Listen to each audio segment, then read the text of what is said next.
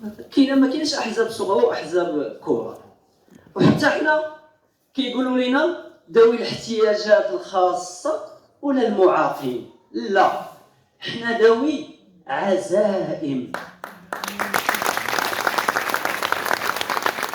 حنا ذوي عزائم وذوي قدرات، ومن ذوي القدرات كنوليو ذوي همم. عبد ربه محمد العفيري في الحزب 3 ديال المؤتمرات، هذا هو الثالث، والحمد لله اننا غادي في الطريق ديالنا السليمه، لاننا حنا وطنيين حتى النخاع، ولن نتخلى عن وطننا تحت القياده الساميه لصاحب الجلاله محمد السادس نصره الله. يا صاحب الجلاله، ابوك رحمه الله عليه كان يقول في حقنا: انا عينكم التي بها تبصرون. وانتم رغم ان الحكومات لم تولينا اهميه فقد ساعدتم كثيرا من ذوي العزائم بمأذونيات، ولك الفضل.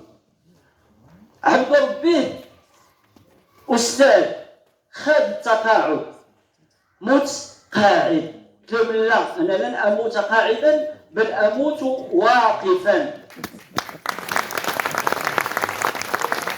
لأن بزاف الناس ما كيردوش هذيك القضية ديال الموت قاعد. والحمد لله أننا مشينا درسنا الترويض الطبي 3 سنوات، انا وطلبه ما كيشوفوش، ومنهم اللي تخرجوا معايا والحمد لله توظفوا هذه السنه، الله يكمل عليهم بالخير.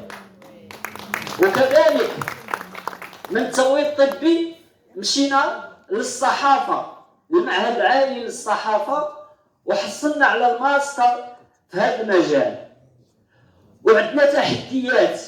التحدي الاول هو ان الديوان الملكي اعطى الوزارات المختصه بالرياضه اننا غنقوموا بتحدي، حنا 3 ديال الاشخاص، منهم عبد ربه الشيخ كما يقال، و2 ديال الشباب، غنقطعوا ما بين طنجه والاسبان سباحه. وهاد الاشخاص اللي هما عبد ربه أبو طالب مولاي رشيد، وكذلك عبد الرحيم الحياني.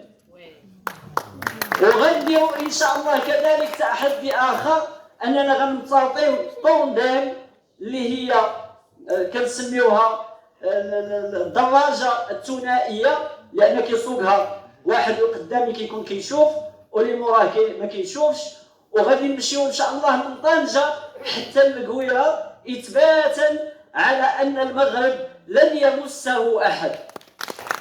حفظك الله يا صاحب الجلالة، وحفظ الله وطننا، وحفظ هذا الحزب والأحزاب التي مظلومة مثله، حتى نصل إلى ما أراده الله عز وجل. والسلام عليكم ورحمة الله تعالى وبركاته.